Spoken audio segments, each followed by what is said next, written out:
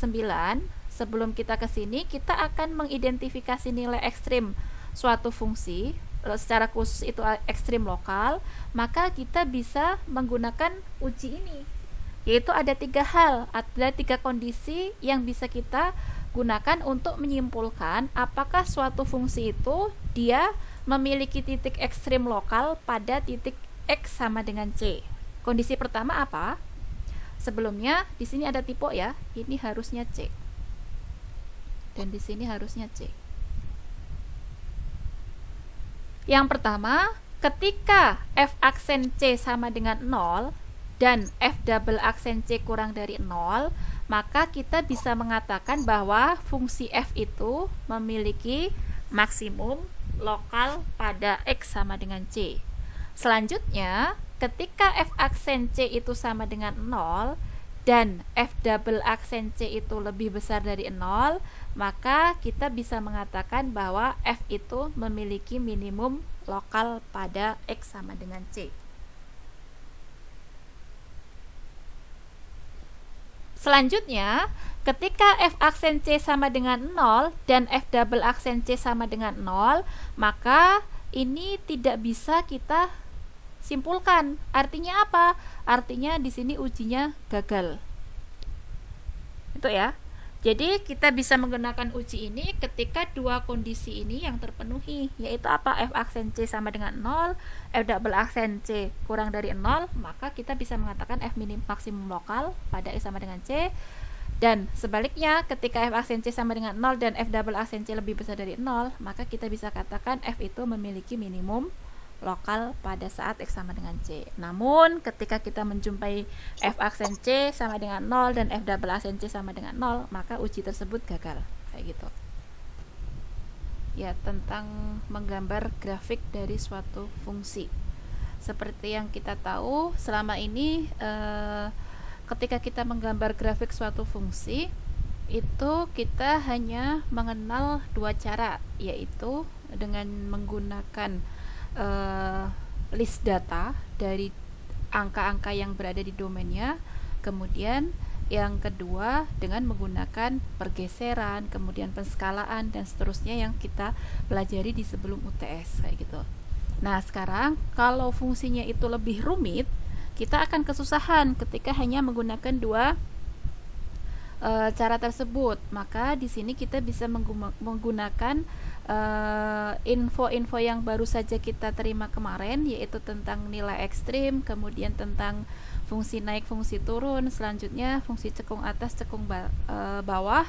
Itu bisa kita gunakan untuk membuat sketsa suatu grafik fungsi yang lebih rumit.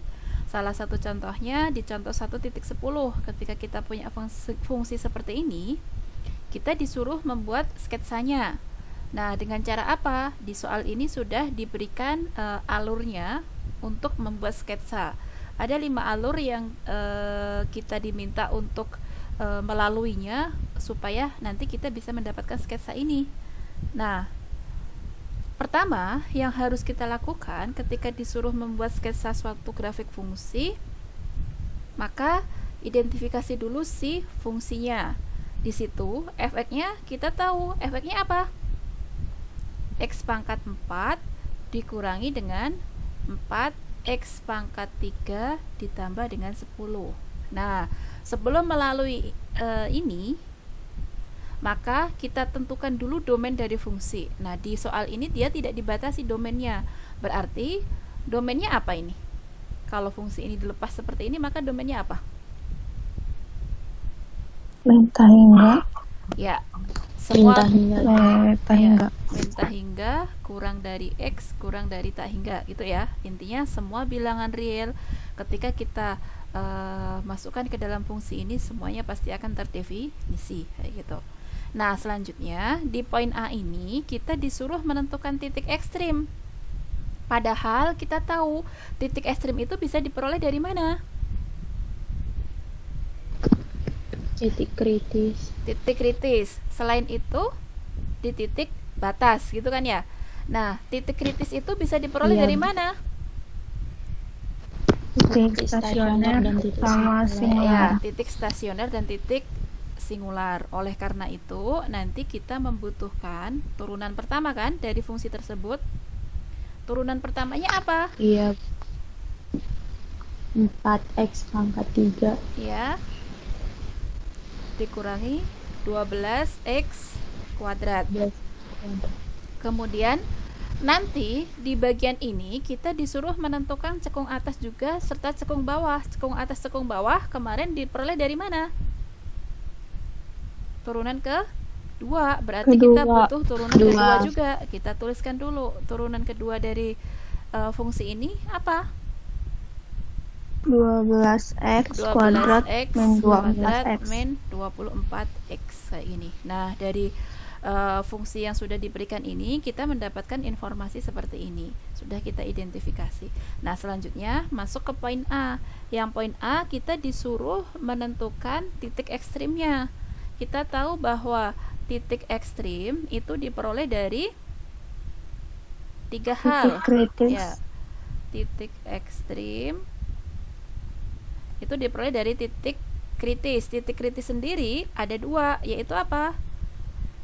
Titik stasioner. Kemudian nanti ada titik singular dan nanti Singular. Oke, kita mulai dulu dari titik stasioner. Titik stasioner diperoleh dari mana? Turunan pertama. Ya, pertama.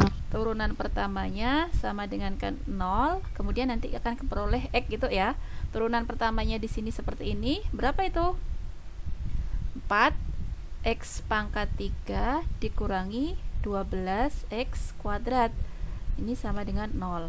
Lalu dari sini kita bisa sederhanakan 4x pangkat berapa itu? 2, kita keluarkan. Maka kita akan punya x dikurangi 3 sama dengan 0. Nah, itu kan ya. Nah, berarti dari sini kita mendapatkan titik stasioner ada 2, yaitu apa? X sama dengan 0 dan X sama dengan 3. 3. Oke. Selanjutnya kita identifikasi si titik singular.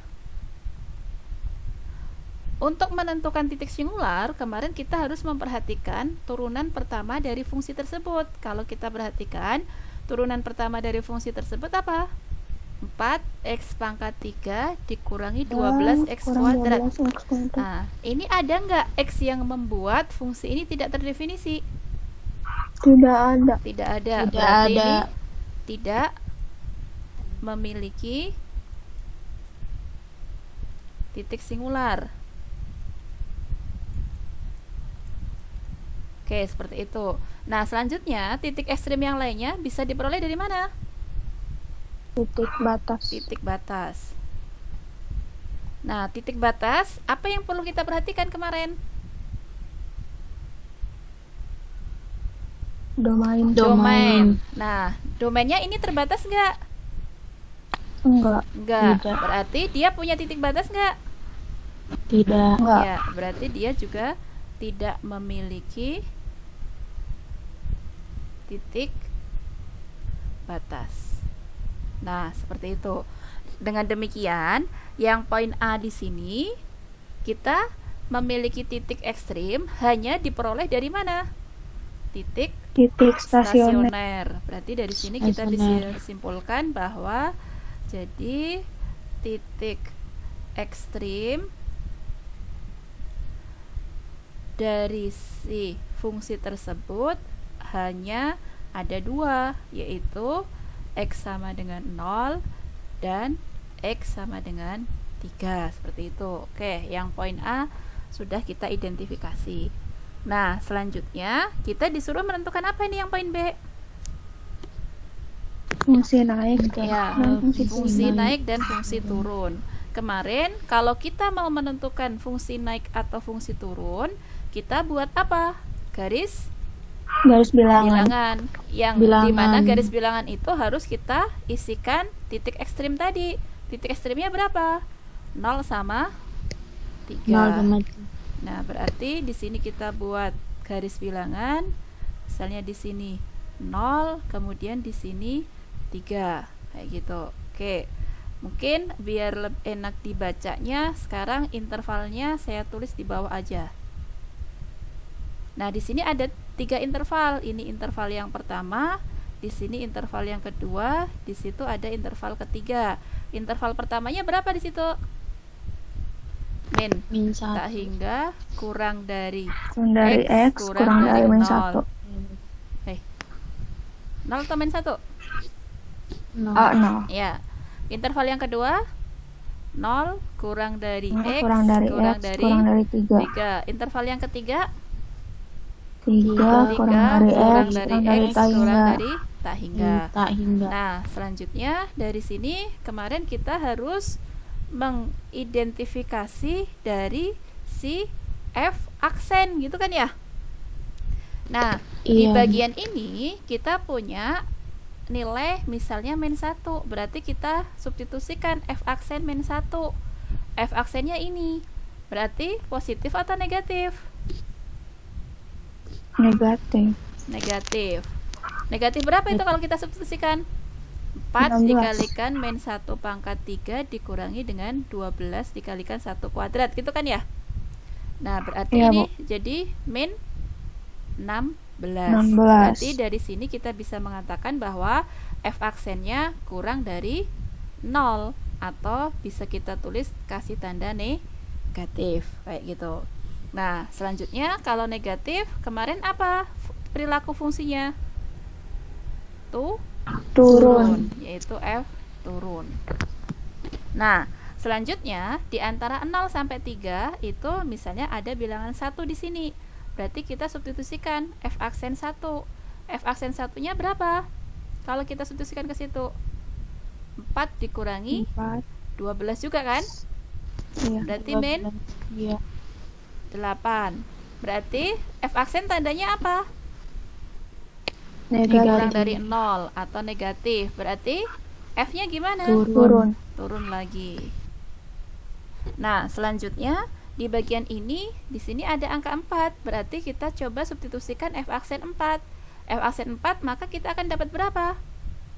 4 dikalikan 4 pangkat 3 gitu ya. Dikurangi 12 dikalikan 4 kuadrat. Ini pasti berapa nih? Positif.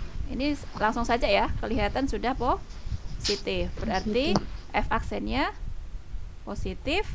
Kemudian bisa kita kasih tanda seperti ini. Berarti naik atau turun F-nya? Naik. Naik, berarti F naik. Nah, yang poin B ini kita bisa mengatakan bahwa F naik di mana? Interval. Interval 3 kurang kurang dari dari X, sama dari dengan tak X hingga. kurang dari tak hingga. Kemudian F turun di mana? Di interval min tak hingga, Minta kurang dari X, kurang dari 0, kurang dari sama dengan 0, dan dan 0 kurang dari 0, X, kurang dari 3. ya, kurang dari 3 kayak gitu. Bisa juga kita kasih sama dengan. Nah, selanjutnya kita disuruh menentukan kecekungannya nih sekarang. Kalau kecekungan yang dilihat kemarin apanya? Turunan kedua. Turunan kedua. Oke, sekarang kita ke poin C. Nah, perhatikan turunan keduanya di sini. Dari yang sebelumnya tadi kita dapat turunan keduanya itu adalah turunan kedua dari X itu turunan kedua dari fungsi F terhadap X itu adalah 12x kuadrat dikurangi 24x kayak gini. Nah, berarti di sini turunan keduanya ini masih bergantung pada nilai X. Sedangkan kita mau identifikasi F double aksen ini positif atau negatif kayak gitu ya. Nah, berarti X yang membuat positif atau negatif itu ya dengan cara kita perlihatkan F double aksennya ini sama dengan kan 0. Nah, kalau ini kita sama dengan kan 0, kita sederhanakan 12x-nya kita keluarkan, maka kita akan dapat apa? X min 2 kayak gini ya. X min 2. Nah, selanjutnya setelah dapat seperti itu berarti nanti kita akan dapat X sama dengan 0 dan X sama dengan 2. Nah, dari sini untuk melihat kecekungannya ya sama saja dengan yang sebelumnya. Kita bawa ini ke garis bilangan. Kita punya 0, kemudian di sini kita punya 2. Nah, hati-hati ketika menguji di garis bilangan ini, kita harus identifikasi F double aksennya. Itu kalau kecekungan atau cekung atas atau cekung bawah. Tapi kalau naik turun yang kita identifikasi itu adalah F aksen. Jadi mohon dibedakan ya. Oke, sekarang kita lihat F double aksen di bagian interval ini. Kita identifikasi dulu intervalnya. Ini intervalnya berapa? X berada di antara menta hingga sampai Minta hingga 0. Yang bagian ini 0 kurang dari X kurang dari 2. 2. Kemudian yang di sini 2 kurang dari X kurang dari tak hingga. Kayak gitu. Oke, sekarang kita uji F double aksennya. F double aksen di sini kalau kita masukkan, di sini kan ada bilangan min 1 gitu ya. Berarti min 1 kita akan dapat apa? 12 dikurangi X 24 dikalikan min 1 gitu kan ya. Positif atau negatif ini? Apa? Positif. Positif. Ya, karena 12 ditambah 24. Berarti di sini kita mendapatkan F double aksennya itu positif. Kalau positif kemarin cekung atas atau cekung bawah? Cekung atas. Cekung Cekung atas. atas. Berarti kalau cekung atas tandanya gini. Gitu kan ya? Nah, kemudian dari antara 0 sampai 2, di sini mudahnya ya ada bilangan 1. Berarti kita uji ke sini, F double aksen 1. Berarti nanti kita akan punya apa? 12 dikurangi 24 gitu kan ya? Min Iya, 12. negatif. Berarti F double aksennya kurang dari 0. 0. Kalau negatif berarti cekung atas atau cekung bawah? Cekung bawah. Cekung bawah, tandanya kayak gitu. Nah, kemudian di sini kita punya 3 kita substitusikan ke sini, F double aksen 3, kita akan punya apa? 12 dikalikan 9 dikurangi 24 dikalikan 3 gitu kan ya? 3. Berapa? Ya, Negatif atau positif? Hati-hati. Positif. Oh iya, Negatif. positif. Ya, ini aja udah kelihatan ya, 100 sekian, ini 24 kali 3 nggak nyampe 100 ya. Oke, Iya. ini berarti kalau positif nanti cekung atas atau cekung bawah? Cekung Cekung atas. atas, karena di sini F double aksennya positif. Kayak gitu. Nah, selanjutnya di sini kita menentukan intervalnya. Interval kecekungannya. Dia cekung F cekung atas di mana? Di Interval menta hingga kurang dari X kurang dari 0 dan 2 2. kurang dari X kurang dari tak hingga. Kemudian F cekung bawah di mana? 0 kurang dari X kurang dari 2. Seperti itu. Nah, ini yang poin C. Selanjutnya, yang poin D kita disuruh membuat apa? Sketsa. Nah, kalau membuat sketsa di sini sketsa dulu. Tadi kita punya garis bilangan ini kan, 03. Kemudian di sini ada 02. Oke, tempatnya di mana ya? Nggak cukup di sini. Saya geser ke sini saja. Nah, ini yang poin D kita buat sketsa. Kita buat dulu garis bilangan. Mudahnya gitu ya. Nah, garis bilangannya tadi untuk interval naik turunnya ini berarti kita punya 0, kemudian punya 3 di sini. Kemudian untuk interval cekungnya di mana tadi? 0 sama 2. Oh, berarti di antara ini ada 2. Kayak gitu kan ya? Nah, selanjutnya buat sketsanya. Gimana cara membuat sketsanya? Perhatikan dari poin B ini tadi kita punya informasi bahwa kurang dari 0 si fungsi tersebut turun. Berarti gimana? Kurang dari 0 fungsi itu tersebut turun. Nah, ya udah kita buat aja kayak turun gitu ya sampai di 0. Bukan sampai di 0. Turun terus kayak gitu. Nah, kemudian setelah 0 dia apa? Turun lagi. Turun terus kayak gitu. Sebentar, ini kayaknya kurang presisi ya. Ya intinya turun terus kayak gini. Nah, kemudian setelah 3 dia apa? Naik. Setelah Naik. 3 dia naik kayak gitu. Nah, kemudian perhatikan kecekungannya. Sebelum 0 dia cekung kemana? Bawah. Atas. Cekung ke atas. Berarti sebelum 0 dia cekung ke atas. Berarti kita lihat di sini nih. Oh, dia cekung ke atas. Berarti nanti dia turunnya itu turun cekung kayak gini ya, kira-kira. Nah, kemudian setelah 0 dia cekung kemana? Bawah sampai di 2. Ya, kira-kira nanti kayak gini nih. Kayak gitu. Nah, kemudian setelah 3 dia cekung kemana?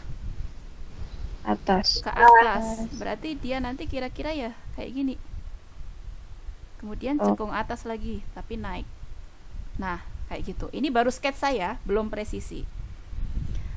Nah, selanjutnya untuk membuat gambar yang kita buat nanti presisi, perhatikan titik maksimum lokal, minimum lokal, serta titik belok dan titik potong. Titik potong ini adalah titik tambahan yang membuat grafik kita nanti sesuai dengan yang sebenarnya. Oke, kita lihat satu persatu. Titik maksimum lokal kemarin diperoleh ketika apa? Apa identifikasinya maksimum lokal? Masih ingat nggak? Ketika turunan pertama dari positif ke negatif. Oke.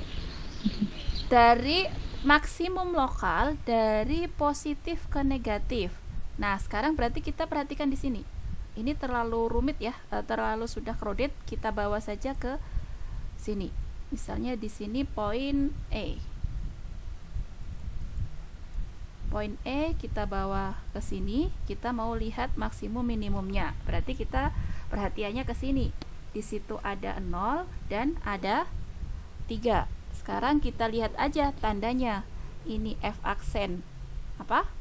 Kurang dari 0. Yang di sini F aksen kurang dari 0 lagi. Di sini F aksen lebih besar dari 0. Artinya apa di sini? Negatif, negatif, positif. Berarti dia apa? Turun, turun, naik. Nah, kemarin maksimum lokal itu diperoleh ketika ada pergantian dari positif ke negatif. Kalau kita perhatikan di sini ada nggak?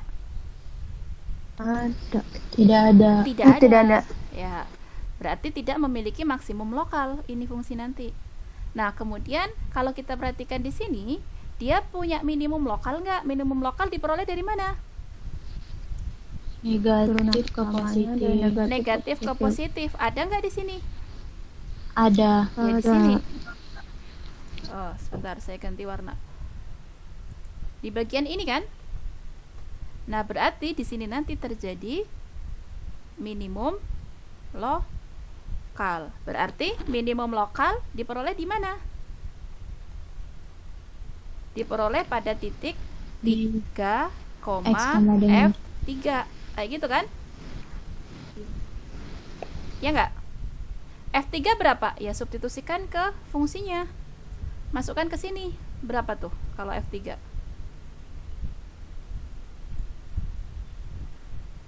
Di situ X pangkat 4. Coba saya hitung di sini ya. F3 berarti 3 pangkat 4 dikurangi 4 dikalikan 3 pangkat 3 ditambah 10. Berapa itu? 3 kali 3 9, 9 kali 9 48 ya? 9 kali 9 81. 81, sorry, 81 dikurangi 27 kali 4 berapa? 108. Iya. Ya, 108 ditambah 10. Berarti berapa itu?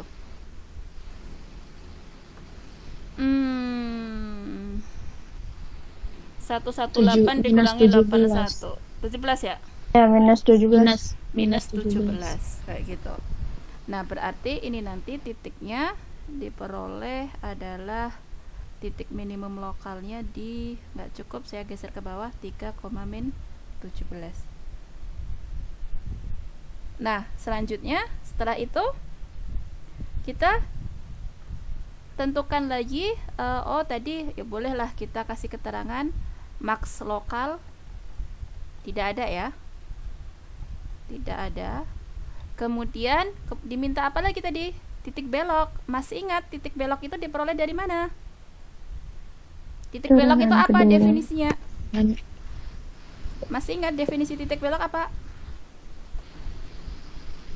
Pergantian, kecekungan. ya, titik di mana terjadi perubahan kecekungan.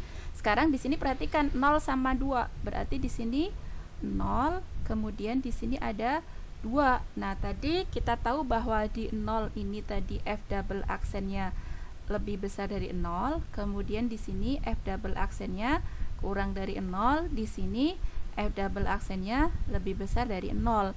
Berarti ini cekung atas, cekung bawah, cekung atas lagi. Nah, berarti dari sini bisa kita katakan titik beloknya di mana? Perubahan kecekungan ini atas ke bawah. Oh, berarti di sini nih. Ini terjadi titik belok. Nah, kemudian ini juga dari bawah ke atas. Berarti di sini juga terjadi nanti titik belok. Nah, berarti dari sini kita bisa katakan bahwa titik belok itu ada 2. Di mana? Di 0, F0, gitu kan ya? Ya enggak? 0, F0, 0 kita substitusikan ke sini. Berarti kita akan dapat berapa? 10. 10. Oke, berarti kita punya di situ titik beloknya itu adalah 0,10. Kemudian titik belok yang kedua itu di 2, F2. Berarti berapa kalau 2 kita substitusikan ke fungsi F-nya? Min 6. Min 6. Ya, min 6. 2, min 6. Nah, dah kita dapat informasi ini. Selanjutnya, biar lebih presisi, tentukan titik potong. Titik potong terhadap apa? Bisa titik potong terhadap sumbu X, bisa titik potong terhadap sumbu Y. Nah, sekarang tempatnya nggak cukup ya, sini aja deh. Sekarang kita perhatikan yang ini tadi. Ini sekarang titik potong.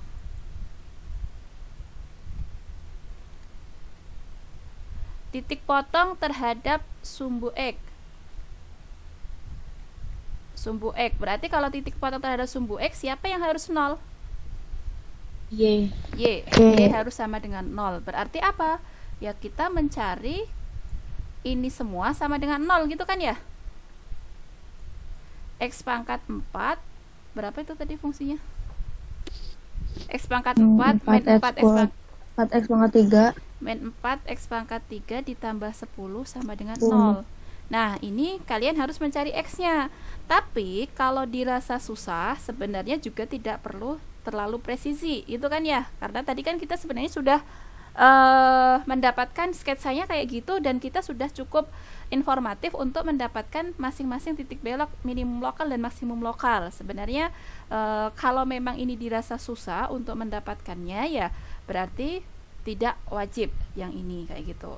Cari aja yang mudah-mudah aja gitu. Berarti kalau titik potong sumbu X ini ternyata seperti ini dan kalian bisa mendapatkan sih oke. Kalau nggak susah untuk didapatkan ya ini tidak masalah kayak gitu ya. Nah, sekarang kita identifikasi titik potong terhadap sumbu Y. Kalau terhadap sumbu Y berarti apa yang sama dengan 0? X.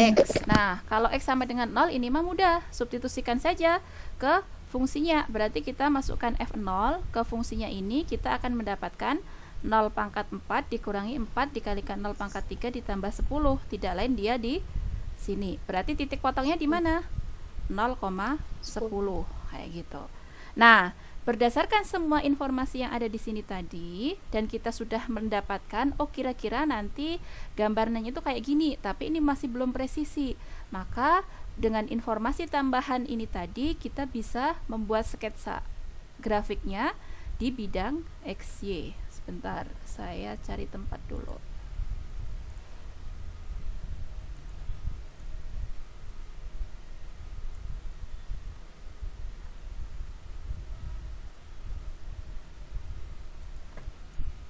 Nah, kita gambarkan di bidang XY. Misalnya gambarnya kita buat bidang XY. Ini ada sumbu X, ke sana sumbu Y. Nah, tadi kita punya informasinya, titiknya apa aja? 0, 2, 3. Oh, berarti kita buat di sini ada 0, kemudian misalnya 1, 2, 3. Kayak gitu ya. Kemudian tadi kita punya titik potong dengan sumbu X. Dia berapa? 0,10. 10. Berarti di sini nanti ya kita buat grid. Kayak gitu ya. Ya, misalnya di sinilah ya 10-nya. Nah, kemudian tadi kita punya titik minimum lokal. Di mana? 3, min 17. 3,-17. Berarti 3 ada di situ, min 17 ya kira-kira di sinilah ya. Nah, kemudian ini nanti titik minimum lokal. Kayak gitu. Nah, kemudian tadi kita punya informasi lagi apa? Titik belok. Titik belok di mana? 0,10. Tadi udah kita lihat. Kemudian punya titik belok juga di 2, min 6. Min 6. Oh, berarti di sini nanti ada 2 min 6-nya ya kira-kira di sinilah ya, min 6. Ini sketsanya tidak presisi ya. Apa? Skalanya tidak presisi. Nanti boleh dibuat yang lebih presisi ketika kalian menggambar. Ini min 6 gitu. Nah, ini tadi masih kasar nih, kita nggak tahu ya, pokoknya kayak ginilah bentuknya gitu. Kita belum tahu bentuk-bentuk yang presisi dari masing-masing titiknya kayak gimana. Nah, setelah mendapatkan ini, gunakan lagi nih sketsanya tadi. Tadi ketika kurang dari 0, dia turun kan? Ya nggak? Ketika kurang dari 0, dia turun. Iya. Berarti Iya. dia turun, tapi turunnya apa tadi? Ya udahlah, kita buat turun dulu. Turun tapi cekung nggak sih? Tadi kurang dari 0.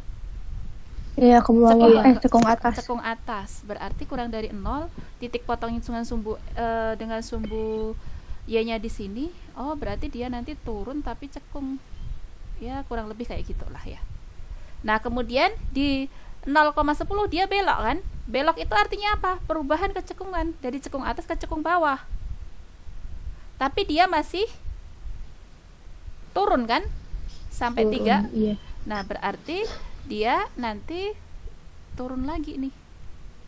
Turun tapi cekung. Kayak gitu. Nah, cekungnya sampai mana?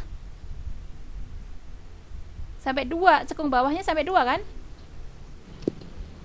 Oh, berarti sampai kurang dari 2 maksud saya. Kayak gitu. Terus gitu.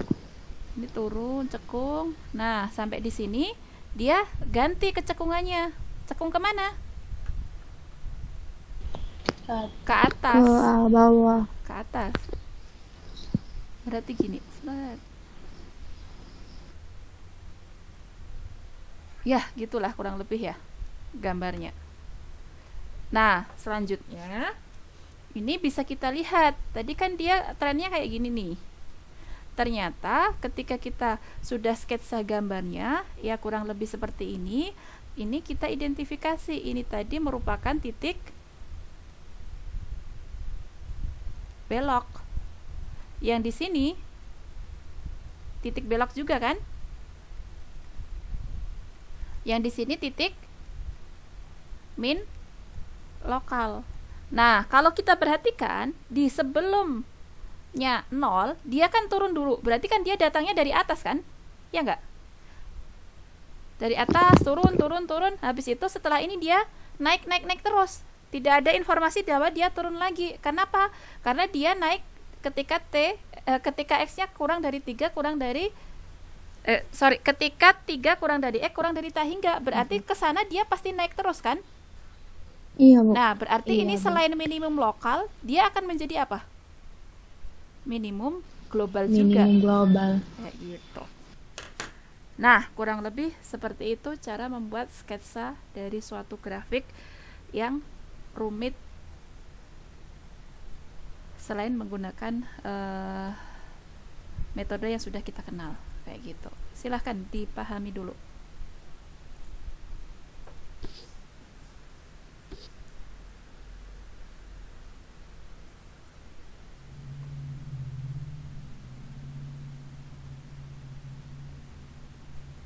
Bisa dipahami nggak?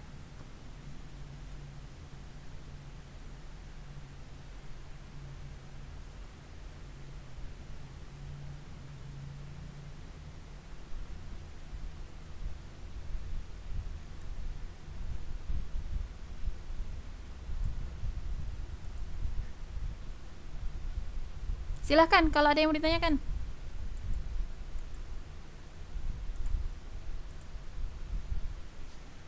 Saya masih nggak paham yang ini, Bu.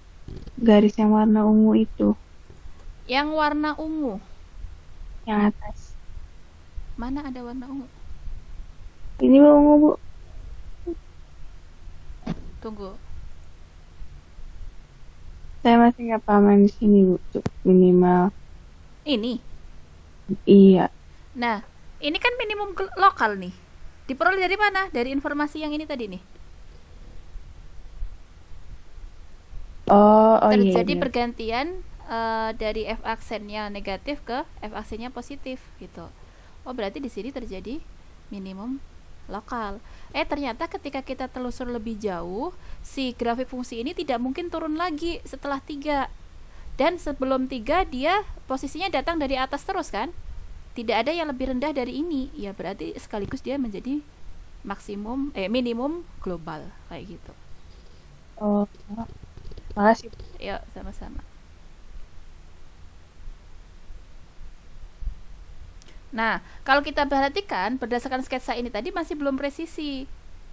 Ya kenapa? Kita belum tahu 2 ini di mana gitu. Oh, ternyata setelah kita telusur lebih jauh di titik belok 2 itu terkait dengan min 6. Berarti kan ini harusnya tidak berpotongan di sini kan? Dia masih turun lagi kayak gitu. Jadi sketsa ini masih kasar. Baru trennya aja. Baru nanti ketika kita masukkan nilai-nilainya kita akan